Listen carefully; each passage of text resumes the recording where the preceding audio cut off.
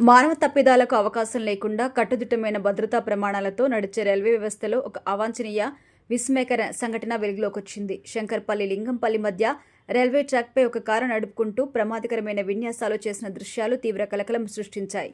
ఈ బాధ్యతారాహిత్యమైన చర్య రైళ్ల రాకపోకలకు పూర్తిగా స్తంభించడమే కాకుండా వేలాది మంది ప్రయాణికులను ఇబ్బందులు కూడా కలిగించింది. ఈ ఘటనపై సమాచారం అందుకున్న రైల్వే అధికారులు, పోలీసులు అప్రమత్తమే వేగంగా స్పందించారు.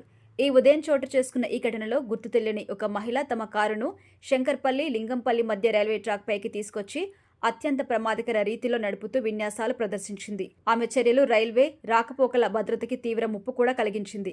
సమాచారం అందిన వెంటనే రైల్వే అధికారులు అప్రమత్తమై ఆ మార్గంలో రాకపోకలు సాగించే అన్ని రైళ్లను తక్షణమే నిలిపివేశారు. ముఖ్యంగా బెంగళూరు నుంచి సికింద్రాబాద్కు వచ్చే అనేక రైళ్లు ఈ ఘటన కారణంగా మధ్యలో ఆగిపోయాయి. ఈ అసాధారణ దృశ్యాలు అక్కడే ఉన్న కొందరు వ్యక్తులు తమ మొబైల్లో, ఫోన్లో వీడియోస్ కూడా చిత్రీకరించారు. కారును ఆపిన తర్వాత సదరు మహిళ అక్కడున్న వారితో వాగ్వాదానికి దిగింది. సంఘటనా స్థలానికి చేరుకున్న పోలీసులు ఆమెను అదుపులోకి తీసుకున్నారు. ఈ వీడియో ప్రస్తుతం వైరల్ అవుతుంది. రైళ్ల అనూహ్య నిలిపివేత వల్ల వేలాది మంది ప్రయాణికులు తీవ్ర అసౌకర్యానికి గురయ్యారు. తమ గమ్యస్థానాలకు చేరుకోవడంలో విపరీతమైన జాప్యం ఏర్పడడంతో, ముఖ్యంగా పండుగల సమయంలో లేదా ఇతర అత్యవసర సిచ్యువేషన్స్లో ప్రయాణికులకు ఇది తీరని మానసిక వేదన కలిగించింది. సకాలంలో చేరుకోవాల్సిన ప్రయాణికులు, ఉద్యోగులు, వస్తు రవాణాకి కూడా ఈ అంతరాయం అడ్డుకట్ట వేసింది. అయితే ఈ ఘటనపై రైల్వే పోలీసులు వెంటనే రంగంలోకి దిగి దర్యాప్తు ముమ్మరం చేశారు.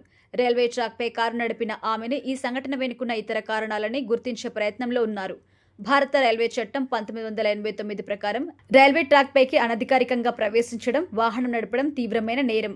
ఇది కేవలం అతిక్రమణ మాత్రమే కాకుండా ప్రజా భద్రతకి ముప్పు కలిగించడం, రైల్వే ఆస్తులను నష్టపరచడం వంటి అనేక నేరాల కిందికొస్తుంది. నిందితులకి కఠినమైన జైలు శిక్ష, భారీ జరిమానా విధించే అవకాశం ఉంది. అయితే ఆమె ఇన్స్టాలో రీల్స్లో భాగంగా ట్రాక్పై కారు నడిపినట్టుగా తెలుస్తోంది.